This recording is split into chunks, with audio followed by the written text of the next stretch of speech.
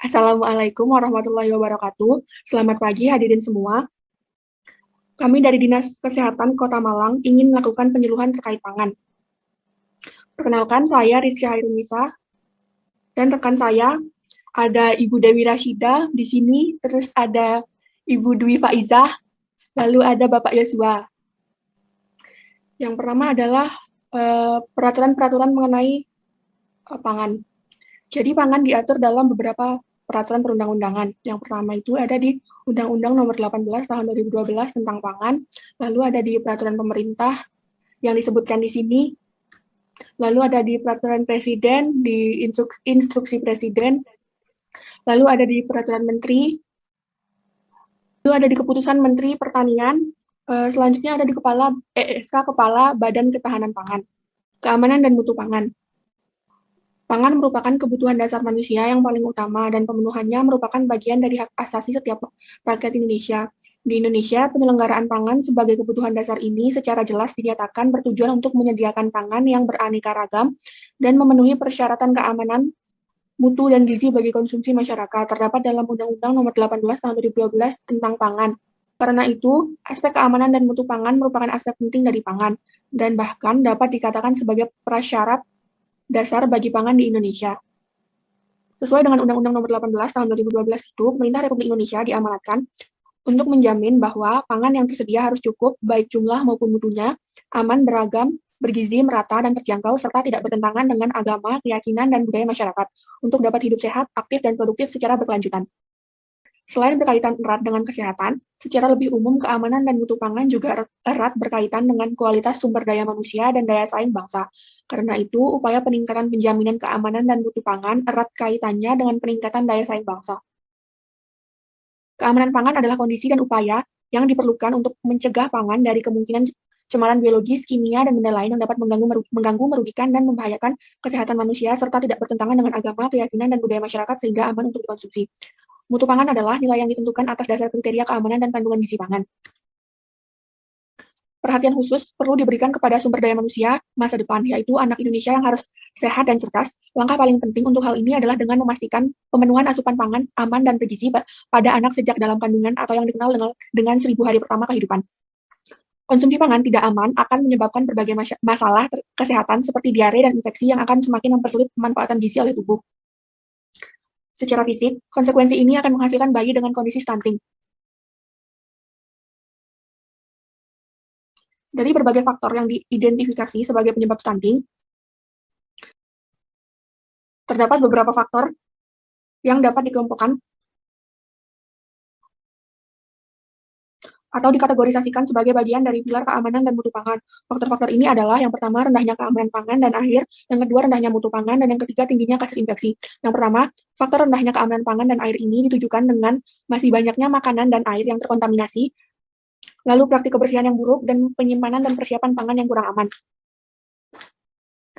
Kedua, faktor rendahnya mutu pangan ini ditandai dengan rendahnya mutu zat gizi mikro, rendahnya keragaman diet, dan tingkat asupan pangan hewani. Tingginya kandungan senyawa anti gizi dan rendahnya kandungan energi, khususnya pada makanan pendamping ASI. Faktor ketiga yaitu tingginya kasus infeksi seperti infeksi enterik berupa penyakit diare, lingkungan enteropati dan cacing, infeksi pernapasan, malaria yang dapat menyebabkan kekurangnya nafsu makan dan inflamasi. Penanganan permasalahan gizi pada umumnya memerlukan peran aktif semua sektor dan tatanan masyarakat. Demikian pula, penjaminan keamanan dan mutu pangan yang dikonsumsi di level rumah tangga harus dilakukan dengan pendekatan penjaminan di setiap titik di sepanjang rantai nilai pangan. Dalam hal ini, untuk memberikan jaminan bahwa pangan yang dikonsumsi masyarakat telah memenuhi persyaratan keamanan dan mutu gizi pangan, maka upaya penjaminannya perlu dimulai dari lahan sampai siap dikonsumsi. Sistem penjaminan keamanan dan mutu pangan. Implementasi sistem penjaminan keamanan dan mutu pangan di Indonesia dengan beberapa keterbatasan tersebut adalah sebagai berikut. Yang pertama, kondisi keamanan dan mutu pangan. Yang kedua, kondisi kualitas sumber daya manusia Indonesia, khususnya kondisi stunting Indonesia. Yang ketiga, kondisi sarana dan prasarana keamanan dan mutu pangan saat ini. Yang keempat, kondisi penjaminan keamanan pangan dan mutu, dikaitkan dengan 5 pilar penanganan stunting saat ini. Selanjutnya yaitu teknologi proses pengolahan pangan. Pengolahan makanan adalah kumpulan metode dan teknik yang digunakan untuk mengubah bahan mentah menjadi bahan makanan atau mengubah makanan menjadi bentuk lain untuk dikonsumsi oleh manusia atau oleh industri pengolahan makanan. Pengolahan makanan membutuhkan ladang bersih dan telah panen atau produk hewan yang disembelih dan penjual daging dan menggunakannya untuk memproduksi produk makanan menarik, dapat dipasarkan dan tahan lama. Proses yang sama digunakan untuk membuat pakan hewan. Selanjutnya ada mekanisme pengolahan bahan makanan. Yang pertama yaitu persiapan bahan makanan, yaitu menyiapkan semua bahan makanan yang diperlukan sebelum dilakukan pengolahan. Proses persiapan bahan makanan yang dimaksud dalam penelitian ini yaitu suatu kegiatan yang spesifik dalam rangka mempersiapkan bahan makanan dan bumbu-bumbu sebelum dilakukan kegiatan pemasakan. Yang kedua yaitu ada pengolahan bahan makanan, yang merupakan suatu rangkaian atau kegiatan mengubah atau memasak bahan makanan mentah menjadi bahan makanan yang siap dimakan. Yang terakhir yaitu distribusi dan penyajian makanan. Proses pendistribusian dan penyajian makanan dilakukan setelah semua proses dalam pengolahan selesai dan makanan pun siap disajikan. Prosedur operasi standar sanitasi atau SSOP. SSOP adalah prosedur pelaksanaan sanitasi standar yang harus dipenuhi oleh suatu sentra pengolahan atau UPI untuk mencegah terjadinya kontaminasi terhadap produk yang diolah. Sanitasi yaitu perilaku disengaja dalam pembudayaan hidup bersih, sehingga pencegah manusia bersentuhan langsung dengan kotoran dan bahan buangan berbahaya lainnya agar dapat menjaga dan meningkatkan kesehatan manusia. Mengapa harus dibuat prosedur monitor SSOP? Yaitu untuk mengembangkan budaya kerja yang dapat mengontrol sanitasi secara efektif di unit pengolahan ikan atau UPI. Prosedur kontrol sanitasi merupakan prosedur untuk memelihara kondisi sanitasi yang berkaitan dengan semua sarana pengolahan, sarana kebersihan, personil, dan lingkungan di UPI dan dituangkan dalam rancangan SSOP. Tujuannya yaitu memastikan mutu produk dan menjamin tingkat dasar pengendalian keamanan pangan dan meminimalisir kontaminasi. Ada 8 kunci SSOP. Yang pertama yaitu keamanan air dan es, yang kedua kondisi alat dan kebersihan permukaan yang kontak dengan bahan pangan, yang ketiga pencegahan kontaminasi silang, yang keempat menjaga fasilitas pencuci tangan, sanitasi dan toilet, yang kelima proteksi dari bahan-bahan kontaminan, yang keenam pelabelan, penyimpanan dan penggunaan bahan toksin yang benar, yang ketujuh yaitu pengawasan kondisi kesehatan personil, yang terakhir pengendalian pes. Dengan adanya prosedur operasi standar sanitasi, maka para unit pengolah ikan diharap dapat menerapkan SSOP di unit kerja masing-masing sehingga produk hasil perikanan dapat memenuhi standar nasional Indonesia dan aman apabila dikonsumsi oleh manusia. Di samping itu juga produk hasil perikanan Indonesia mampu bersaing di pasar internasional. Cara produksi pangan yang baik untuk IRT dalam perkara BPOM nomor HK.03.1.23.04.12.2206 tahun 2012 tentang cara produksi pangan yang baik untuk industri rumah tangga mengatur cara produksi pangan yang baik untuk industri rumah tangga, yaitu yang di sini mau dijelaskan ada lokasi dan lingkungan produksi. Untuk menetapkan lokasi IRTP perlu mempertimbangkan keadaan dan kondisi lingkungan yang mungkin dapat merupakan sumber pencemaran potensial dan telah mempertimbangkan berbagai tindakan pencegahan yang mungkin dapat dilakukan untuk melindungi pangan yang diproduksinya. Lalu selanjutnya di sini ada bangunan dan fasilitas. Bangunan dan fasilitas IRTP ini seharusnya menjamin bahwa pangan tidak tercemar oleh bahayanya fisik, biologis, dan kimia selama dalam proses produksi serta mudah dibersihkan dan disanitasi. Nah, untuk bangunan ruang produksi ini yang pertama desain dan tata letak. Yang kedua, untuk lantainya ini sebaiknya dibuat dari bahan kedap air. Lalu yang ketiga, dinding atau pemisah ruangan. Untuk dinding atau pemisah ruangan ini sebaiknya dibuat dari bahan kedap air juga, rata. Nah, untuk selanjutnya, untuk langit-langit ini sebaiknya dibuat dari bahan yang tahan lama terhadap air dan tidak mudah bocor, tidak mudah terkelupas atau terkikis. Untuk selanjutnya, yang kelima ini ada pintu ruang, yaitu pintunya ini sebaiknya dibuat dari bahan yang lama, maksudnya tahan lama, kuat, dan tidak mudah pecah atau rusak, rata, halus, dan berwarna terang. Pintu ini seharusnya dilengkapi dengan pintu kasa yang dapat dilepas atau memudahkan pembersihan dan perawatan pintu ruangan produksi yang didesain membuka keluar atau ke samping sehingga debu atau kotoran dari luar itu tidak terbawa masuk melalui udara ke dalam ruangan pengelolaan. Pintu ruangan ini termasuk pintu kasa atau tirai yang udaranya itu seharusnya mudah ditutup dengan baik dan selalu dalam keadaan tertutup. Untuk selanjutnya yang keenam, untuk jendelanya itu sebaiknya dibuat dari bahan-bahan yang tahan lama juga, kuat dan tidak mudah pecah atau rusak. Permukaan jendelanya ini sebaiknya rata, halus, dan berwarna terang, mudah dibersihkan. Jendela ini seharusnya dilengkapi dengan kasa pencegah masuknya serangga yang dapat dilepas. Untuk memudahkan pembersihan dan perawatan konstruksi jendela ini seharusnya didesain dengan baik untuk mencegah penumpukan debu. Lalu selanjutnya untuk permukaan tempat kerja.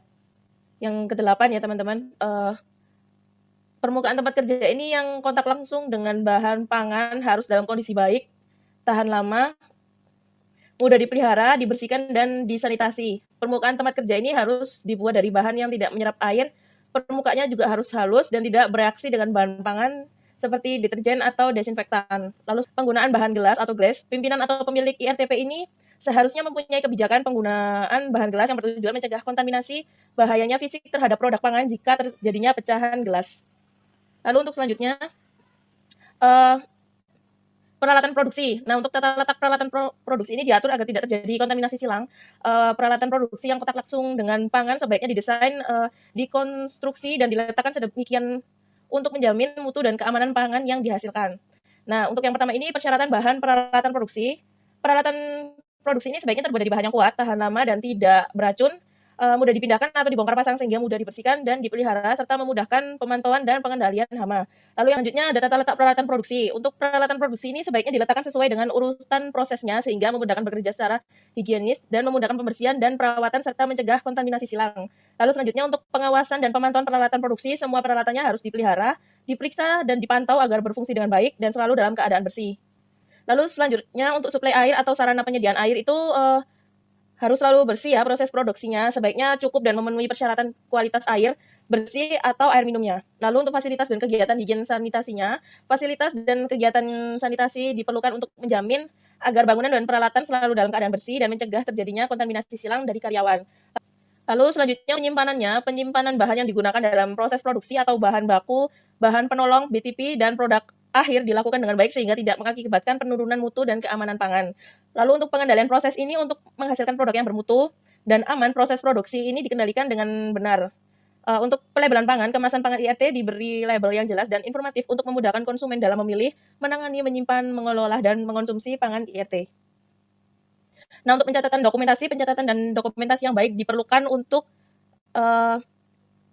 memudahkan penelusuran masalah yang berkaitan dengan proses produksi dan distribusi, mencegah produk melampaui batas kadaluarsa, meningkatkan keefektifan sistem pengawasan pangan. Lalu selanjutnya untuk pelatihan karyawan, pimpinan dan karyawan IRTP ini harus mempunyai pengetahuan dasar mengenai prinsip-prinsip dan praktek dan sanitasi pangan serta proses pengolahan pangan yang ditangani agar mampu mendeteksi risiko yang mungkin terjadi dan bila perlu mampu memperbaiki penyimpanan yang terjadi serta dapat memproduksi pangan yang bermutu dan aman. Selanjutnya untuk bahan tambahan pangan atau BTP adalah bahan yang ditambahkan ke dalam pangan untuk mempengaruhi sifat atau bentuk pangan. Contohnya itu seperti mengawetkan pangan, memberikan warna, mencegah ketengikan atau kebusukan, dan meningkatkan cita rasa dari produk tersebut. Dengan kata lain, BTP ini digunakan untuk mempengaruhi kualitas pangan, seperti itu. Selanjutnya adalah persyaratan label dan iklan pangan. Apabila suatu perusahaan yang memproduksi bahan pangan menyalahi aturan dalam peraturan ini, maka dapat dikenakan sanksi administratif berupa sebagai berikut. Yang pertama, peringatan secara tertulis, yaitu larangan untuk mengedarkan untuk sementara waktu atau perintah untuk menarik produk pangan dari peredaran. Yang kedua adalah pemusnahan pangan jika terbukti membahayakan kesehatan dan jiwa manusia. Yang ketiga adalah penghentian produksi untuk sementara waktu dan pengenaan denda paling tinggi 5 juta rupiah. Kemudian yang paling akhir adalah pencabutan izin produksi atau izin usaha. Yang selanjutnya adalah faktor-faktor penting dan persyaratan desain kemasan. Yang pertama adalah mampu menarik calon pembeli. Yang kedua, menampilkan produk yang siap jual, yang berisikan informatif dan komunikatif. Yang ketiga adalah menciptakan rasa memerlukan terhadap suatu produk tersebut. Kemudian, hal-hal yang perlu diperhatikan dalam menampilkan cetakan pada kemasan adalah yang pertama, tata letak atau layout. Yang kedua adalah huruf. Yang ketiga adalah komposisi. Yang keempat adalah standar bentuk permukaan. Selanjutnya adalah labeling atau pemberian label. Berdasarkan Undang-Undang RI Nomor 7 Tahun 1996, label pangan adalah setiap keterangan mengenai pangan yang berbentuk gambar tulisan, atau kombinasi keduanya atau bentuk lain yang disertakan pada pangan, dimasukkan atau ditempelkan merupakan bagian kemasan pangan. Label harus cukup besar, tidak mudah lepas atau luntur karena air atau gesekan atau pengaruh sinar matahari. Tujuan pelabelan pada kemasan sendiri itu ada beberapa. Yang pertama adalah memberi informasi tentang isi produk. Yang kedua, sebagai sarana komunikasi antara produsen dan konsumen. Yang ketiga, memberikan petunjuk yang tepat. Yang keempat, sarana periklanan. Yang kelima adalah memberi rasa aman. Selanjutnya, pada label kemasan khususnya untuk makanan dan minuman, sekurang-kurangnya dicantumkan hal-hal berikut. Yang pertama, nama produk. Yang kedua, daftar bahan yang digunakan. Yang ketiga, berat bersih atau isi bersih. Yang keempat, nama dan alamat pihak yang memproduksi atau memasukkan pangan ke dalam wilayah Indonesia. Yang kelima, keterangan tentang halal. Yang keenam, tanggal, bulan, dan tahun kadaluarsa. Pengurusan PIRT atau pangan industri rumah tangga. Yang pertama itu berisikan nama produk, daftar bahan yang digunakan, berat bersih atau isi bersih, nama dan alamat pihak yang memproduksi atau memasukkan pangan ke dalam wilayah Indonesia. Yang kelima, keterangan tentang halal. Yang keenam, tanggal, bulan, dan tahun kadaluarsa. Selanjutnya adalah mengisi formulir pendaftaran. Pihak Dinas Kesehatan akan mengadakan survei secara langsung ke lokasi tempat pembuatan makanan kecil yang didaftarkan, dan surat PRT akan keluar dalam waktu 2 minggu. Selain itu akan diberikan penyuluhan kepada pengusaha tentang bagaimana cara pengawetan makanan dan cara penulisan nomor registrasi serta informasi yang lainnya. pihak Dinas Kesehatan akan mengeluarkan 2 sertifikat, yaitu sertifikat penyuluhan dan sertifikat PRT. Selanjutnya adalah sertifikat halal. Bapak Ibu dapat datang langsung ke kantor MUI di wilayah setempat dengan menyiapkan pengajuan dengan syarat sebagai berikut. Yang pertama, fotokopi KTP, yang kedua, pas foto 3x4 sebanyak 2 lembar, yang ketiga, fotokopi izin usaha, yang keempat, mengisi formulir yang telah disediakan. Isinya mengenai bahan apa saja yang digunakan dalam pembuatan usaha makanan. Kemudian MUI akan menugaskan tim auditor untuk mengecek ke lapangan. Apabila tim auditor tidak menemui masalah di lapangan, kemudian auditor membawa rekomendasi untuk komisi fatwa. Baik, itu saja yang bisa kami sampaikan ya, Bapak-Bapak dan Ibu-Ibu. Sekian dari kami. Apabila ada pertanyaan, langsung temui tim kami. Sekian dan terima kasih.